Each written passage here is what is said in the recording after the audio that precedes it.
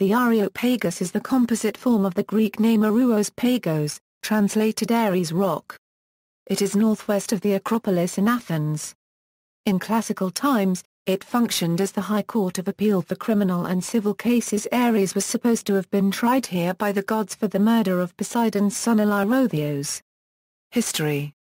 The origin of its name is not clear. In ancient Greek, Areopagus means big piece of rock. Areios could have come from Ares or from the Erinyes, as on its foot was erected a temple dedicated to the Erinyes where murderers used to find shelter so as not to face the consequences of their actions.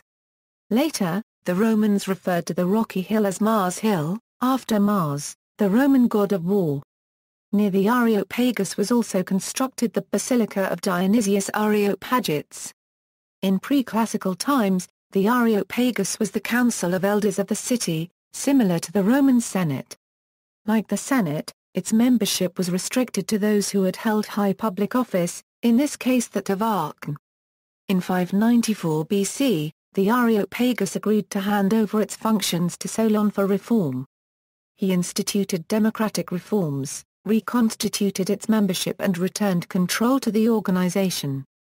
In 462 BC, Ephialtes put through reforms which deprived the Areopagus of almost all its functions except that of a murder tribunal in favor of Heliaea.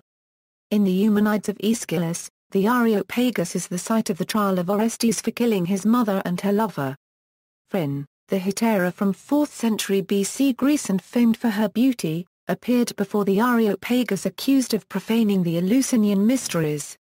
One story has her letting her cloak drop, so impressing the judges with her almost divine form that she was summarily acquitted. In an unusual development, the Areopagus acquired a new function in the 4th century BC, investigating corruption, although conviction powers remained with the ecclesia. The Areopagus, like most city-state institutions, continued to function in Roman times, and it was from this location, drawing from the potential significance of the Athenian altar to the unknown god, that the Apostle Paul is said to have delivered the famous speech, "Now what you worship as something unknown I am going to proclaim to you." The God who made the world and everything in it is the Lord of heaven and earth and does not live in temples built by hands. The term Areopagus also refers to the judicial body of aristocratic origin that subsequently formed the higher court of modern Greece. Modern references. The English poet John Milton titled his defense of freedom of the press Areopagitica, arguing that the censors of ancient Athens, based at the Areopagus, had not practiced the kind of prior restraint of publication being called for in the English Parliament of Milton's time. See also, Areopagus Sermon. Footnotes. Further reading, The Constitutional Antiquities of Sparta and Athens by Gustav Gilbert, Pantologia by John Mason Good, Olynthus Gregory, Newton Bosworth. Pages 565. The London Encyclopedia, Volume 2. Edited by Thomas Curtis. Pages 647.